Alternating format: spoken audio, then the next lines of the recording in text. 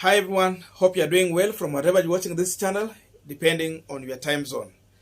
Now, Robert Alai is making allegation through his tweet handle by claiming that the UDA party is using junior judiciary staff to try and change the Azimio evidence submitted to the Supreme Court. He goes on to say that these judiciary staff are removing the files that have been filed currently and replacing them with the NASA files that were submitted in 2017. And people are asking, is it possible to do that at the Supreme Court? And who is behind this? Who is instructing the junior staff at the judiciary to do this? And who has links with the judiciary staff? Those are the questions Kenyans are asking. And let us just go through that tweet, and then we will also give our own views as far as that allegation is concerned. This is what Robert Alai is saying. UDA is using junior judiciary staff to try to change the Azimio evidence submitted in the Supreme Court. They are removing what was submitted recently and replacing with what NASA submitted in 2017. Judiciary and police must define access policies. That's Robert Alai. So before I give my view, just a simple question to ask. Is it possible to change the file at judiciary or any court in this country, be it High Court or Magistrate Court? Is it possible? And who is responsible in case of doing such changes to the files? And to the extent in whose interest or how can it affect the case at the court? Maswali mingi hapo. Those are the questions I'm asking here. So I'm waiting to read your comment.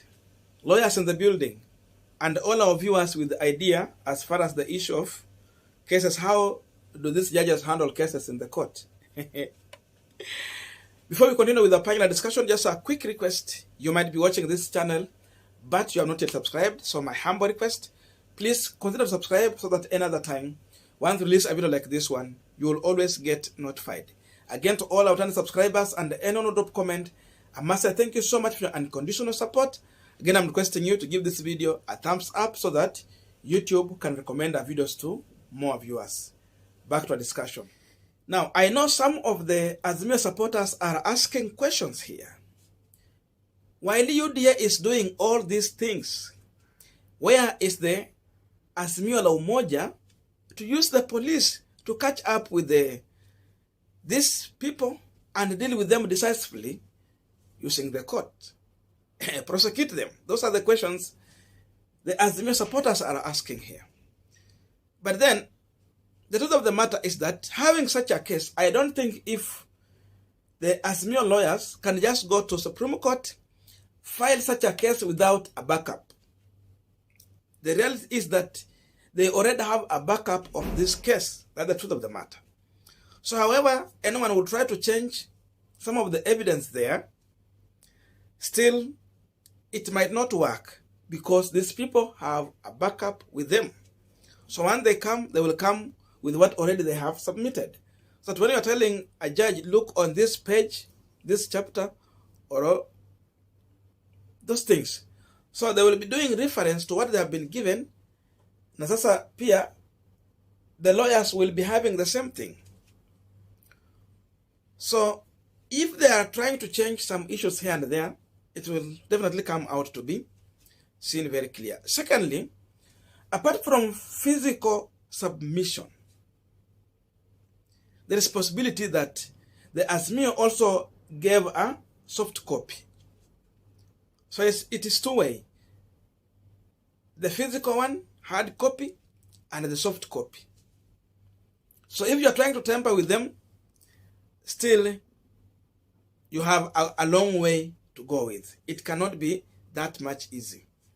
So however they can be attempted to do this, it is not that much easy that you will just change and convince everyone into that direction.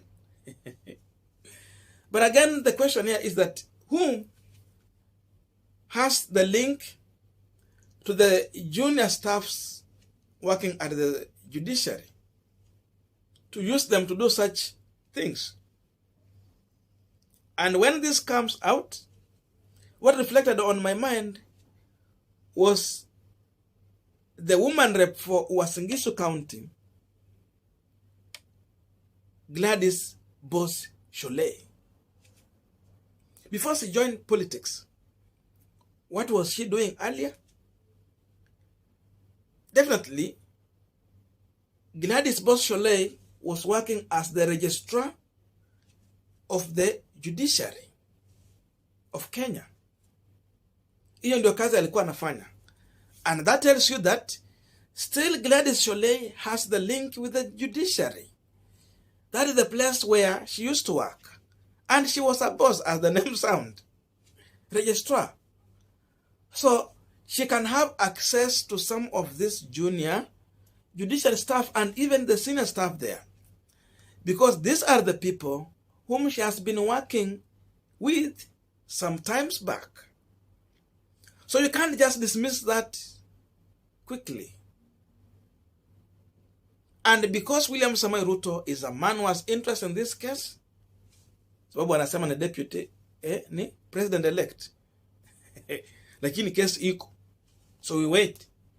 So the deputy president is a man of interest. And we have been seeing what Gladys Sholei has been able to do at Bomas of Kenya.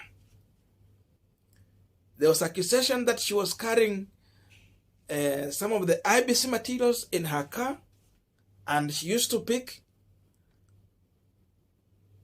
some pieces, bring in, and they exchange behind and under the tables with some of the IBC staffs. That happened, according to the allegations. So if this was possible, then what can stop Gladys Sholei doing the same in areas where she has direct links? Because she's working for William Samoei Ruto. That's the truth. So possibilities of that is there. And again, you cannot dismiss that, oh, you cannot change files in the Supreme Court or in any court. We have had cases in this country whereby the case has gone on, it has reached to a level where now the judge has to make the final ruling, and then you find that the file is missing. Hizi files huwa zinakuanga zimeenda wapi? Huwa zinakuwa zimeenda wapi?